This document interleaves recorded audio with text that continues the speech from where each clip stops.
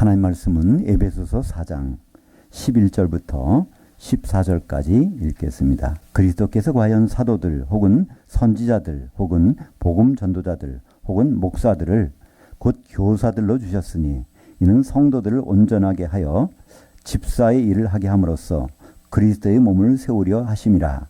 우리가 다 하나님의 아들의 믿음과 지식으로 하나가 되어 온전한 한 사람을 이루어 그리스도의 충만히 장성한 분량에까지 이르리니 이는 우리가 더 이상 사람들의 속임수와 간사한 유혹에 빠져 온갖 교훈의 풍조에 밀려 요동하는 신생아가 되지 않게 하려 함이라. 오늘 말씀을 가지고 복음 전하지 마세요.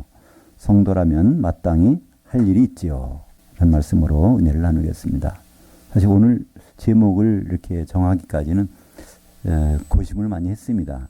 목사님 입장에서 이렇게 제목을 정해도 되나.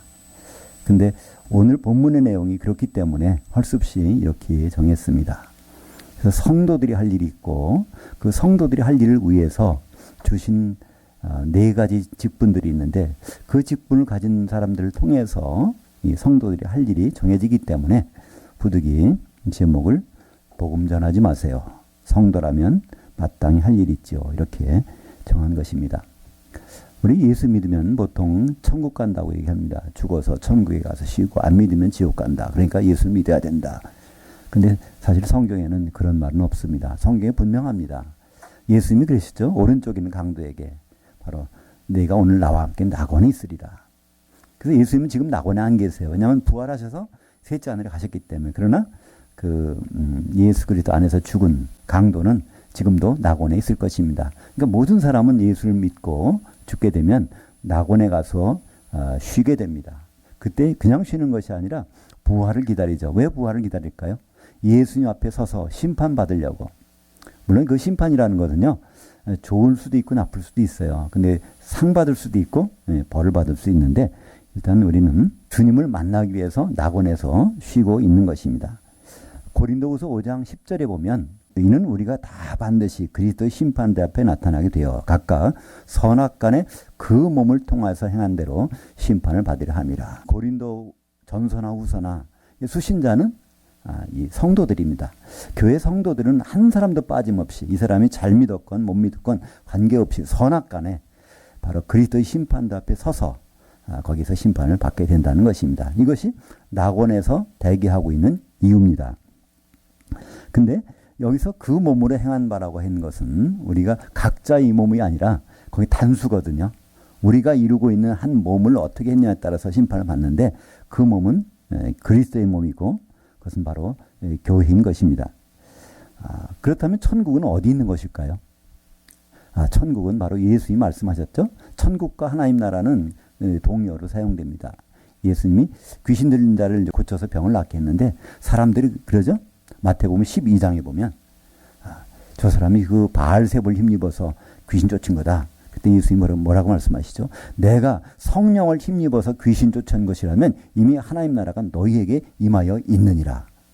그때 그 너희라고 하는 사람들은요, 예수를 안 믿는 배척하는 바리새인들한테 하는 얘기입니다. 바리새인들 가운데도 천국은 임하여 있다는 것이죠. 그러나 그들이 배척하기 때문에 깨닫지를 못하는 것이죠. 이 천국이라는 것은요, 어떤 장소의 개념이 아닙니다. 통치의 개념이죠. 하나님이 다스림 속에 들어가고 있는 것. 그것이 바로 이 천국이라고 예수님이 말씀하고 있죠. 그래서 이 천국은 지금 우리가 살고 있는 곳이 천국입니다. 우리는 두 나라의 시민으로 살고 있습니다.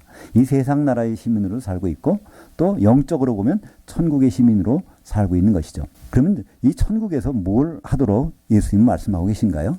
천국 비유를 보면 마태복음 13장에 7가지 비유가 나와 있는 대표적으로 씨 뿌리는 비유가 나오잖아요.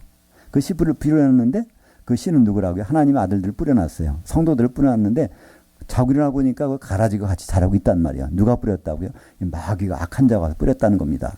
그러니까 그것을 어떻게 할까요? 내버려 두라는 거예요. 언제까지요? 추수 때까지. 그러니까 주님 오실 때까지는 그런 일들이 벌어지는 곳, 그것이 바로 천국 생활이라는 건 예수님 분명히 말씀하셨는데 우리는 그냥 천국은 죽어서 가는 곳, 거기는 뭐 즐거움만 있는 곳, 슬픔이 없는 곳, 마귀도 없는 곳, 그건 우리 생각이고요. 예수님은 한 번도 그렇게 말씀하지 않으셨습니다. 마태복음 25장에도 뭐라고 말씀하시죠? 그런데 천국은 이와 같은데 등을 들고 신랑을 맞으러 나간 처녀들과 같다는 거예요. 열 처녀들과. 이 천국 생활이라는 것은요, 예수님을 기다리는 생활입니다. 등을 들고요. 등을 들었다는 건 무엇일까요? 영이 살아났다는 것이, 거듭난 사람들이 이 신랑 예수님을 기다리는 생활이 바로 천국의 생활이라고 예수님 직접 말씀하셨는데, 우리는 여전히 그거 안 믿어요. 죽으면 천국까지 이렇게 생각합니다. 그렇기 때문에 우리는 천국은 우리가 살아서 반드시 할 일이 있다는 것입니다. 그럼 예수님 앞에 서면 내가 상을 받아야 될 텐데 뭘 하면 될까? 내가 이렇게 은혜를 받았으니까 복음 전해야지. 복음 전해야지. 그래서 교회에서도 그러잖아요. 빨리 전도하세요. 전도 몇 명 전도했다. 뭐 전도왕을 있다. 이렇게 얘기를 하는데요. 그것도 성경에는 그런 말이 한 번도 없습니다. 신기하죠? 복음 전하고 전도하란 말을 성도들에게 한 말씀 없어요. 물론 사도들에게는 하셨지만. 근데 오해하는 게 하나 있어요. 디모데후서 4장 2절에 보면 이런 말씀이 있습니다. 너는 말씀을 전파하라. 때를 얻든지 못 얻든지 항상 힘쓰라. 그러니까 여기 읽지 않냐 이거예요. 근데 가만히 보시죠. 이 디모데후서는요, 성도들에게 쓴 편지가 아닙니다. 사도인 바울이 에베소 교회의 담임 목사인 디모데에게, 목사에게 한 편지예요. 그러니까 목사에게 당부하기를, 여기 또 말씀을 전파라는 것은 말씀을 강단에서 선포하라는 뜻입니다. 때를 얻든지 못 얻든지 사람들이 받아들이든 안 받아들이든 바로 하나님 말씀을 강단에서 선포해야 된다는 것이 여기 목사에게 주신 얘기인데, 그걸 우리는 일반 성도들이 그걸 가지고 와서 말씀 전해야 된다, 말씀 전해야 된다 이렇게 하고 있는 것이죠. 근데 또 한 군데가 있습니다. 사도행전 1장 8절에 보면 오직 성령이 너희에게 임하시면 너희가 권능을 받고 예루살렘과 온 유대와 사마리아와 땅끝까지 이르러 내 증인이 되리라. 사도행전 1장 8절, 예수 믿는 분들은 한 번씩은 들어보셨을 거예요. 그죠? 그러니까 성령 임했으니까 빨리 가서 내가 증인돼야 돼 하면서 이렇게 나가고, 그래서 각 세계 선교니 뭐 전도 이런 모든 것들의 기준이 사도행전 1장 8절 아닙니까? 근데 사도행전 1장 1절부터 읽어보면요, 그 내용이 그게 아닙니다. 예수님이 죽으시고 부활하신 다음에 40일 동안 사도들하고 모여가지고 마지막 당부, 하나님 나라에 대해서 말씀하시고 천국에 대한 것을 그들에게 가르쳐 주시고 마지막 당부로 예수님이 자기의 결심을 얘기하신 것입니다. 너에게 성령을 보내줄 텐데 성령이 너에게 임하게 되면 내가 너희를 이렇게 사용하겠다.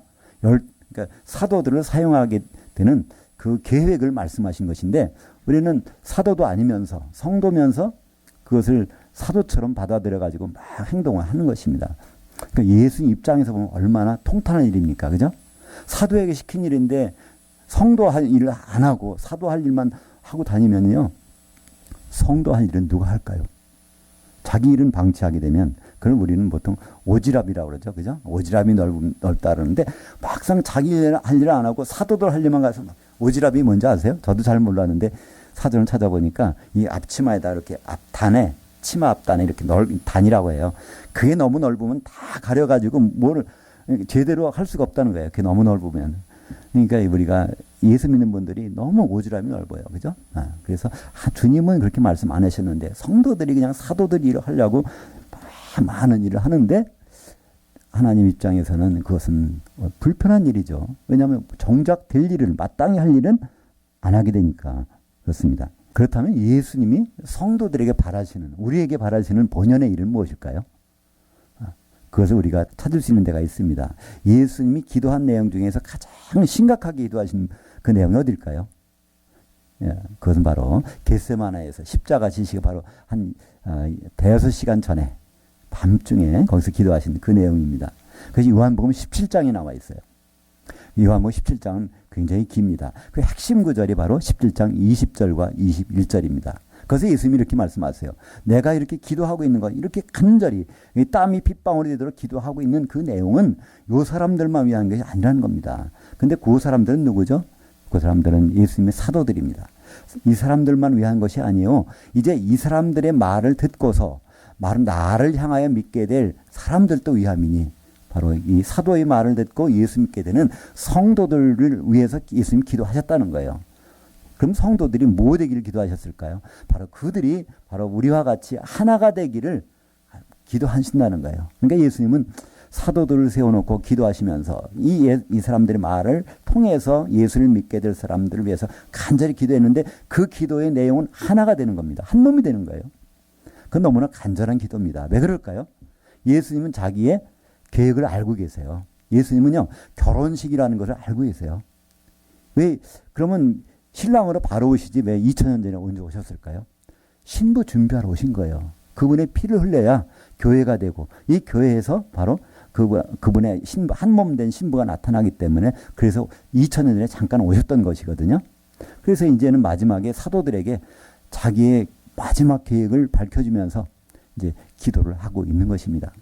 다행히도 이 기도를 사도 요한이 옆에서 들었던 것 같아요. 그래서 요한복음 17장에다가 그 기도의 내용을 적어놨습니다. 그러니까 예수님이 지금도 셋째 하늘에서 우리에게 바라시는 거는요, 전도하는 것이 아닙니다.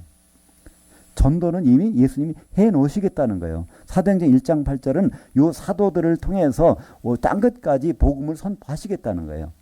그것은 성취됐습니다. 지금 어느 나라 가봐도요, 성경을 없는 데가 없어요. 제가 90년도에 그 러시아가 소련이 이제 이렇게 개방됐을 때 출장 간 적이 있는데, 그 이르쿠츠라고 하는 그 저기 바이카로스가 있는 주가 있어요. 거기에 가서 호텔에 들어갔는데 거기 서랍을 열어보니까 성경책이 있는 거예요. 거기도. 그러니까 전 세계. 제가 아프리카 가서 리비아에 가서도 보니까 호텔에 성경이 있어요. 그러니까 전 세계 어디 가도 다 성경이 있어요. 왜 그럴까요? 예수님 말씀하셨거든요. 성령이 너에게 임하시면 너희를 사용해서 땅끝까지 내가 증인되도록 내가 하겠다. 그래서 그들을 통해서 사도들은 죽었지만 사도들이 남겨둔 바로 예수님의 흔적들을 전 세계에다 뿌려놨고, 지금은요 너무나 편해서 스마트폰 딱 치면요 전 세계 어느 자기 나라 말로 이걸 성경을 볼 수 있게 돼 있어요. 그러니까 이 복음 선파는 예수님이 이미 해놓으신 거예요. 우리가 가서 할 필요 없어요. 지금은. 물론 특별히 하나님의 선택한 사람들은 있습니다. 지금도 바로 예언자들, 선지자가 있고 선교사가 있고 뭐가 있어서 하나님 특별한 용도로 사용하는 사람들이 있어요. 그 부분들은. 그러나 일반적으로 성도들에게는 그 일을 허락을 안 하셨다는 거예요. 왜냐하면 성도들이 본연의 할 일이 있기 때문에 그렇습니다. 그것을 성경에서는 분명히 우리에게 말씀하고 있어요. 에베소서 오늘 이제 우리가 4장을 보고 있는데요. 1장 23절에 보면 교회는 그의 몸이니 만물 안에서 만물을 충만케 하시는 이의 충만함이니라. 이 만물은 모든 성도들이거든요. 이 세상 만물이 아닙니다. 교회는 모든 성도들이 모인 곳에서 충만하게 채워주시는 성령이 충만한 것이 교회인데, 이 교회가 왜 필요하냐는 것은 5장에 나옵니다. 5장 31절과 32절을 제가 읽겠습니다. 그러므로 남자가 부모를 떠나 그의 아내와 앞에서 그 둘이 한 육체가 될지니 이 비밀이 크도다. 나는 그리스도와 교회에 대하여 말하노라. 그러니까 예수님이 그의 아내인 교회를 찾고 계시다는 거예요. 그러니까 이 교회가 뭐죠? 그리스도의 몸입니다. 한 몸이라는 거예요. 예수님은 한 아내만을 원하시는데, 한 아내가 되는 것은요 사도들이 할 수 있는 일이 아니에요. 성도들이 하는 일입니다. 사도들은 무슨 역할을 할까요? 고린도후서 11장 2절에 보면 바울이 얘기하면 내가 바로 너희를 정결한 한 처녀로 한 남편인 그리스도께 중매했다는 거예요. 사도들은 중매쟁입니다. 그러니까 사도들은 분명해요. 사도들은 중매하는 사람입니다. 우리는 사실 약혼자지만 약혼을 한 것조차도 모르잖아요. 잘. 그러나 우리는 사도들의 편지를 읽어보면 우리가 결혼할 날이 앞으로 다가오고 있구나. 누구와 결혼하는지, 어떻게 결혼하는지, 그거는 바로 사도들을 통해서 알 수 있잖아요. 중매쟁이를 만나면요, 자기가 누구하고 결혼하는지 알 수 있잖아요. 중매쟁이를 만났는데 자기가 누구하고 결혼하는지도 몰라. 그거는 중매쟁이가 아니겠죠. 이상합니다. 그죠? 그래서 고린도 후서 11장 2절에 보니까 내가 하나님의 열심으로 너희를 위해서 열심을 내노니 내가 너희를 정결한 한 처녀로 한 남편인 그리스도께 드리려고 중매했음이로다. 근데 우리는 여기서 좀 착각할 때가 있어요. 내 신랑이 바로 예수님이 내 신랑이라는 거예요. 그러니까 막 자기 신랑이라 그러면요, 예수님은 결혼식을 몇 번 해야 돼요? 다들 신랑이고 신부라고 그러면요, 그건 뭐 싸움 날 것 같아요. 그죠? 이 신부하고 결혼하면 저쪽에 우리하고 나하고는 언제 할 거예요? 그게 예수님은 여기서도 분명히 한 신부하고 결혼한다는 겁니다. 그래서 우리는 한 몸이 될 수밖에 없어요. 왜 자꾸만 교회에서 한 몸 되라고 하는지, 하나 되라고 하는지 우리는 잘 이해가 안 가잖아요. 도대체 어디다 써먹으려고 우리는 하나 되라, 성령이 하나 되게 하심을 굳게 지키라, 자꾸만 하나 되라고 하는 것이 왜 그런지를 이해를 못 하는데요. 같은 에베소서 오늘 나오잖아요. 교회가 주님과 결혼해야 되기 때문에. 근데 주님은 한 아내만을 원하시기 때문에 우리는 한 몸이 될 수밖에 없습니다. 그렇기 때문에 우리는 다 지체들입니다. 그래서 옆에 계신 분들이 너무나 소중한 분들이에요. 그렇잖아요. 우리 몸에 한 군데라도 이상이 생기면 이 손톱 밑에 가시가 들어있다고 생각해 보세요. 몸 전체가 아프지 않습니까? 우리가 정말 한 몸이라면, 한 몸의 지체들이라면 우리는 여기 같이 계신 분들에 대해서 너무 감사할 수밖에 없어요. 저분 때문에 내가 온전한 몸을 우리가 이루고 있구나. 그러니까 한 분도 우리는 헛되게 대할 수가 없는 것입니다. 우리가 지체들이기 때문에 그렇습니다. 그래서 사도들은 또 중매쟁이지만 사도들은 에베소서 2장 20절에 보면 너희는 사도들 곧 선지자들이 기초석에 세우심을 입은 자들이라. 그러니까 너희 성도들 교회는 어디 세워지냐면 사도들의 기초석 위에 세워졌다는 거예요. 이 사도들이 남겨놓은 것이 신약 성경입니다. 그렇기 때문에 교회는요 구약 성경에 서 있는 것이 아닙니다. 구약 성경은요 참고서지 이거는 교과서가 아닙니다. 신약 성경만이 이것이 교과서입니다. 그래서 신약 성경에 있는 구약 성경을 가지고 자꾸만 얘기하는 거 물론 예수님을 알 때는 좋아요. 왜냐하면 구약 성경의 모든 내용은 예수님을 우리에게 증언해 주시니까. 그러나 교회를 세우는 데는요 신약 성경만 있으면 충분합니다. 그것만 해야 돼요. 거기다가 우리는 다른 것도 집어넣죠. 세상의 전통도 집어넣어요. 교회는 이래야 된다. 예배는 이렇게 드려야 된다. 목사님은 꼭 가운을 입어야 된다. 뭐 성가대도 가운 입어야 된다. 뭐 얘기하는데요. 그건 다 성경에 없는 얘기입니다. 오히려 가운이 안 입어야 돼요. 뭘 입어야 될까요? 옷 입는 게 따로 있어요. 로마서 13장 14절에 보면 우리는 다 너희가 다 예수 그리스도로 옷을 입고 그러니까 우리가 모이면 딴 사람 볼 때 예수님이 보여야 돼요. 그죠? 예수 그리스도 옷 입은 사람들이 하나가 되어 있으니까. 근데 우리가 사람들이 교회를 보기에 세상 사람들이 지금 교회를 보기에 뭘 보이나요? 서로 치고받고 싸우고 이상한 일만 하는 것을 보니까 예수님은 안 보여요. 그죠? 그러면 그게 제대로 된 교회가 아니겠죠? 갈라디아서 3장 27절에도 우리가 다 세례받아서 그리스도로 옷 입었느니라. 그러니까 성령에 잠겨 있으면 그것이 바로 예수 그리스도의 옷을 입었다는 거예요. 우리는 그 옷을 입는 것이지 만들어 놓은 가운 입고 뭐 하는 그것은 사람들이 만들어낸 겁니다. 왜 그럴까요? 구약 성경에 보면 제사장들은 가운을 입어야 되니까. 그래서 목사님도 가운을 입는 것처럼 이렇게 다 만들어놔서 전통이 있기 때문에 교회는 저렇게 예배를 드려야 된다 이렇게 만드는 건데 그거는 사람들이 만드는 거기 때문에 해도 되고 안 돼도 되고 거기에 매일 필요가 없다는 것이죠. 그렇다고 가운 입었다는 것이 잘못됐다는 얘기는 아닙니다. 그러나 거기에 매여서는 안 된다는 것입니다. 또 우리는 이 성경을 잘 봐야 돼요. 그죠? 신약 성경을 특별히 잘 봐야 되는데 이 잘 봐야 되는 이유가 있어요.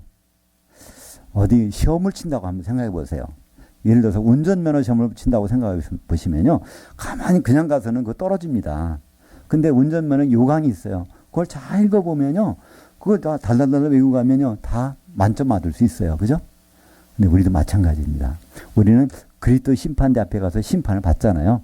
근데 그 심판대에서 예수님만 있는 것이 아니라 그 옆에 누가 있어요? 사도들이 같이 심판하고 있어요. 마태복음 19장 28절에 있어요. 바로 내가 인자가 영광의 보호자 앉을 때 너희도 12보좌에 앉게 해서 이스라엘 12지파를 심판하게 하리라. 그때 이스라엘 12지파는 요한계시록에 나오는 이스라엘 12지파고요. 바로 성도들입니다. 성도들 심판하는 것이 누구예요? 사도들. 왜 심판할까요? 중매쟁이니까. 중매해놨는데 중매한 대로 준비하고 왔는지 안 왔는지 그래야 결혼식이 이루어질 거 아닙니까? 그러니까 우리는 사도들의 말을 잘 살펴봐야 됩니다. 그들이 심판관이니까. 그러니까 운전면허 시험 갈 때 그 입시 요강을 잘 알고 가서 그 합격해야 되는 것처럼 우리는 그리스도 심판대 앞에 갈 때는요.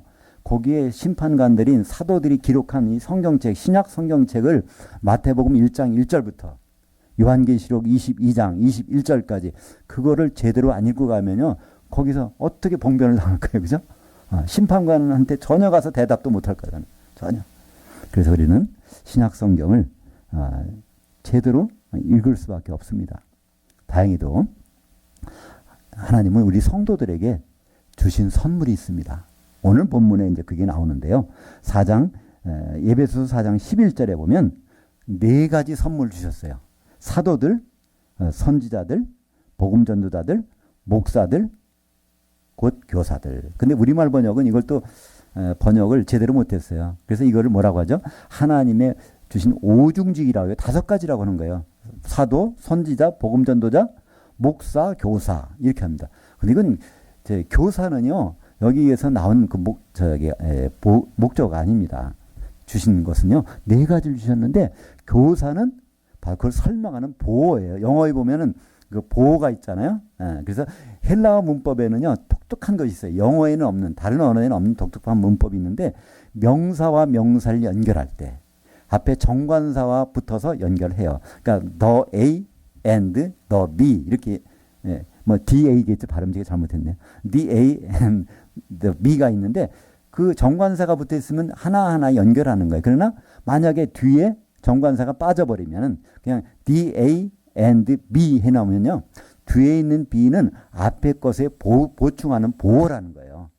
바로 이 형식이 에베소서 4장 11절이 헬라어의 그 문법적인 형식이거든요. 그러니까 사도, 선지자, 복음전도자, 목사 이들을 설명하는 보어가 바로 교사입니다. 그러니까 사도는 뭐로 주셨다고요? 교사로 주신 겁니다. 또 선지자도요 교사로 주셨고요. 복음전도자도 교사로 주셨고 목사도 교사를 주셨어요. 누구에게? 성도들에게. 그러니까 성도는 지금 4명의 가정교사가 있는 거예요. 이들을 통해서 성도들은 배워야 되는 거예요. 그렇다면 분명하지 않습니까? 복음전도자한테 배워야 되는 사람이 자기가 복음전도자는 물리치고 복음전하러 가면 되겠어요? 안 되잖아요. 자기가 사도한테 배워야 되는 사람이 나 사도이다, 사도적 권능이다 그런 일을 하면 되겠습니까? 그러니까 하나님은 내 도우미를 주신 것입니다. 사도가 계급이 높고 선지자가 높고 한 것이 아닙니다. 성도들이 할 일이 너무나 중요해서 결혼식 해야 되니까 그죠? 예수님은 그 아내를 만들어주는 그 일을 성도들이 할 수 있도록 도우미로 4가지를 붙여주셨단 말이죠. 그죠? 그것이 바로 사도와 선지자와 복음전도자와 그 목사입니다. 이때 여기서 교사라는 단어는요. 헬라어로 디다스칼로스라는 단어인데 이것은 무슨 말씀이냐면요. 헬라어로 배운다는 것을 다오라고 그래요. 이곳에 사역형입니다. 배울 마음이 들게 하는 사람. 이것이 바로 성경적인 교사의 뜻입니다. 그러니까 사도, 제가 목사인데요. 목사 노릇을 잘한다고 하면 어떻게 하는 걸까요? 성도님들이 더 알고 싶어해. 지금 예배 시간이 끝나는 게 너무나 성경 강의 시간에 끝나는 게 너무나 안타까워. 또 그래서 성경 강의 시간이 있으면 미리 오고 싶어. 더 알고 싶어. 그렇게 한다면 이거는요. 교사 노릇 잘하는 것입니다. 한마디로 목사 노릇 잘하는 거예요. 그러니까 성경 단어는 바로 이 교사라는 뜻은 디다스칼로스는 그런 단어를 썼습니다. 그러니까 오죽하면 하나님이 사도 바울을 통해서 바로 이런 성도들에게 이런 것을 주셨잖아요. 도대체 뭘 하라고 이런 걸 주셨을까요? 그 다음 나오는 것. 성도들이 할 본연의 일. 이것을 성경 전체에서 가장 확실하게 만들어 놓은 것이 에베소서 4장 12절입니다. 에베소서 4장 12절을 보면 성도가 뭘 해야 되는지를 분명히 나와 있어요. 거기 뭐라고 되어 있죠? 이는 4명의 도우미를 주신 목적은 이유는 성도들을 온전케 해야 한다는 겁니다. 그러니까 성도들은 지금 온전하지 못한 게 있다는 거예요. 이 단어가 카타르티스모스라는 단어인데 이 카타르티조라는 그 동사, 이 동사는 어떤 동사냐면요. 찢어진 그물을 꿰매다 그런 동사입니다. 그러니까 이제 예수님이 갈릴리를 이제 호숫가를 거니다가 베드로하고 안드레 부르신 다음에 조금 더 가니까 누굴 만났어요? 세베대의 아들들 야고보와 요한이 자기 아버지하고 뭘 하고 있어요? 그물을 깃고 있어요. 왜 그렇게 깃고 있을까요? 밤새 고기가 안 잡혔어. 왜 그래? 노력은 많이 했는데 헛수고한 거예요. 그러니까 이러면 안 되겠다. 그래서 그물을 깃고 있는 거 아닙니까? 그 단어가 바로 카타르티조고 명사인 카타르티스모스입니다. 그러니까 성도들이 하나님 일을 바다에 가서 하나님을 하려고 그러는데 그물을 갖고 나가는데 성도들이 그물이 다 찢어졌다는 거예요. 이 그물이 뭘까요? 하나님 말씀이죠. 성도들이 하나님 말씀을 읽고 이걸 가지고 하나님 일을 하고 싶은데 이 성경책이 찢어진 데가 너무 많다는 거예요. 그거를 꿰매주는 사람이 누구라고요? 바로 사도, 선지자, 복음전도자, 목사님들이 이걸 꿰매줘야 된다는 것입니다. 왜 이런 꿰매는 일이 생겼을까요? 이 복음은 천하 만민의 모든 민족에게 전해야 되는 과정에서 번역하는 문제가 생겼습니다. 그죠? 그래서 원래 신약 성경은 헬라어로 돼 있거든요. 근데 이 헬라어를 라틴어로 바꾸고 라틴어로 번역된 걸 독일어로 번역하고 그것을 영어로 번역하고 그것을 중국 사람들이 한자로 번역한 것을 우리나라 사람들이 중국에 공부하러 갔다가 그것을 한글로 번역해서 갖고 온 것이 바로 지금 우리 성경의 기초입니다. 전 세계가 유례가 없는 일이라고 그래요. 원래 성경이 전해지려면 먼저 뭐가 됐냐면 선교사들이 파송이 돼서 그 나라 언어와 문물을 익힌 다음에 그 문화를 알고 그걸 가지고 성경을 그 나라 말로 번역해야 하나님 뜻을 제대로 알 수 있는데 대한민국은 유일하게 선교사들이 와보니까 한글 성경이 있다는 거예요. 그래서 선교사들은 번역을 안 했습니다. 그래서 지금 우리가 이 문제가 생긴 거예요. 우리는 겉으로 하나님의 복받은 나라 세상에 하나님이 제사장 나라라고 그러니까 우리가 와보니까 먼저 한글로 성경이 돼 있다 그래서 자랑스럽게 여기는데요. 이것은 참 어떻게 보면 불행입니다. 왜냐하면 선교사들이 와서 우리말을 익힌 다음에 번역해 놨더라면 이런 식으로 번역은 안 했을 것입니다. 우리가 읽은 에베소서 4장 11절도 그렇잖아요.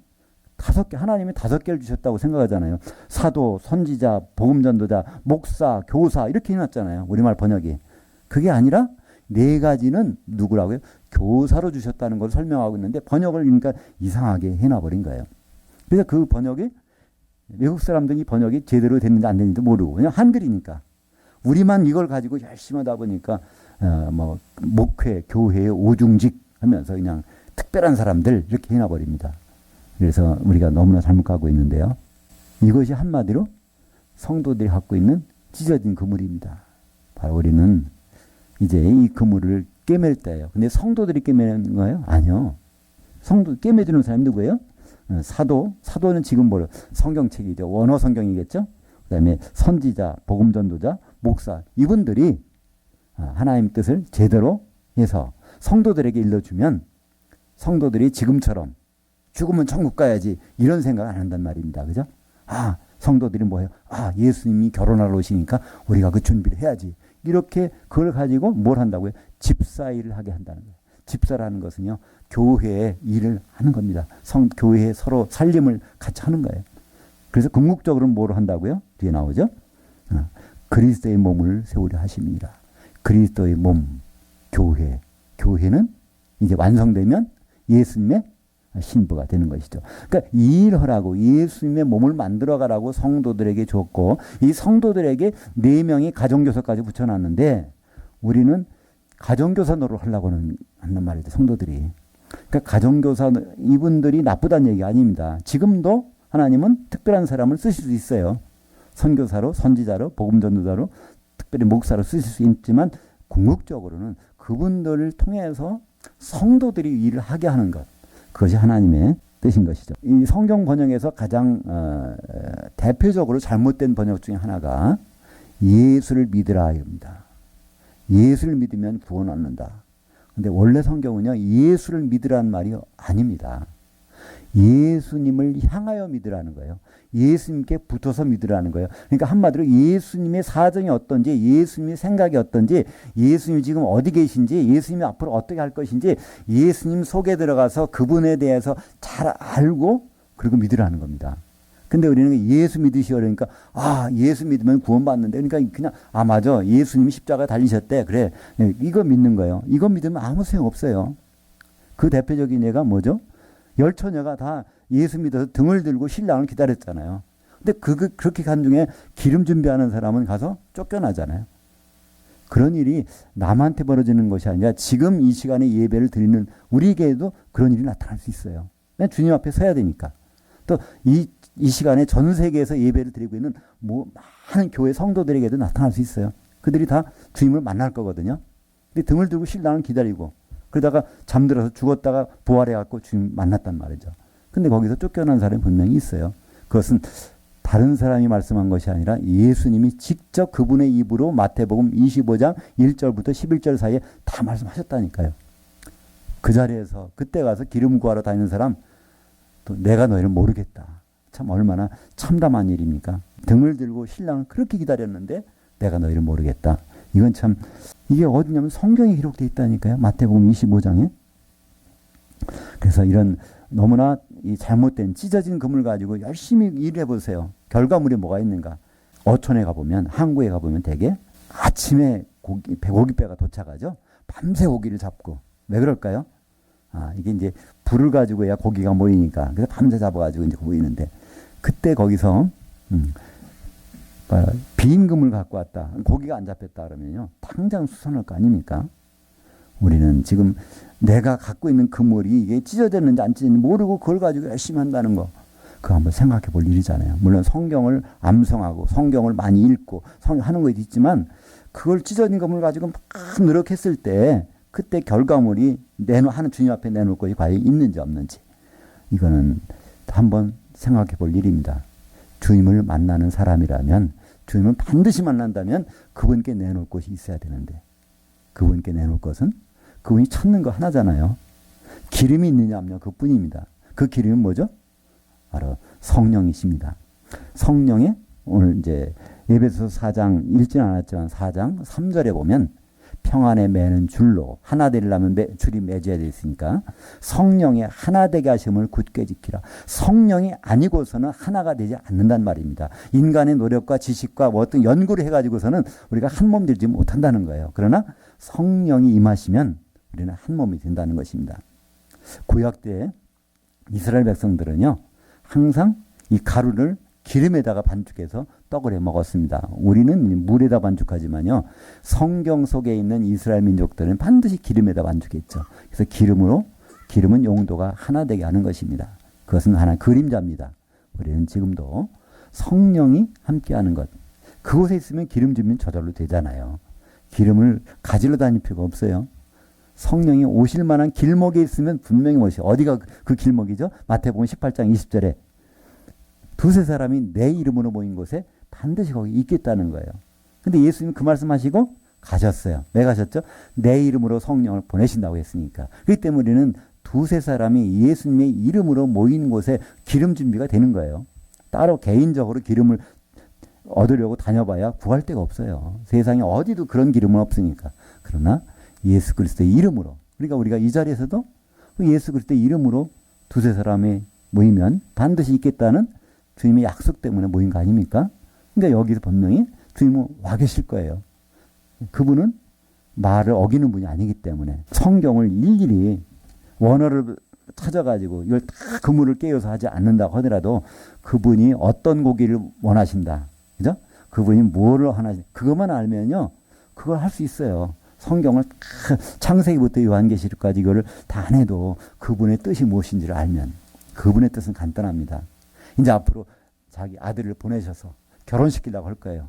그럼 그 신부가 될 사람이 누군가 우리는 이제 성경을 통해서 알 수 있어요. 그 신부가 준비되면 어떻게 준비되죠? 기름을 가지고. 마태복음 9장 15절에 보면 신부실에서 아들들이 한 몸 돼서 신부가 되어 나온다는 거예요. 요한계시록 19장 7절에 보면 어린 양의 혼인날이 이렇고 그의 아내가 준비되었으니 한 세마포 옷을 입었더라. 근데 그 세마포 옷을 자세히 보니까 성도들의 의로운 행실들이더라. 그러니까 한 세마포 옷을 입고 있는 보니까 그 속에 성도들이 바글바글해요. 한 몸이 된 성도들이.